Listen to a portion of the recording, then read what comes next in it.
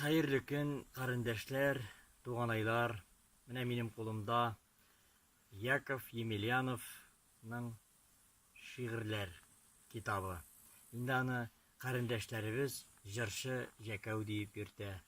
Менә минем райондашым буларак, мин аның соңгы вакытта шигырьләренә игътибар итә башладым.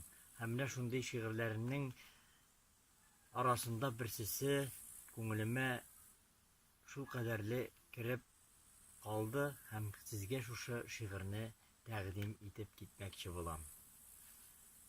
Кайгылы чакта көенмә, тыныч торам дип тә сөенмә. Бу дөньяның хәсрәте һәр кешенең өендә. Кайгылы чакта тынычлык Ходайның үзеннән киләдер. Килгән тынычлыкны тоючы төрле сыналуны җиңәдер. Кайгылар килә мәндәгә, үткән тормышын сизәргә.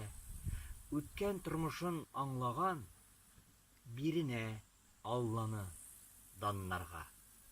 Алланы данлаган бәндәнең кайгылы көннәре тиз үтә.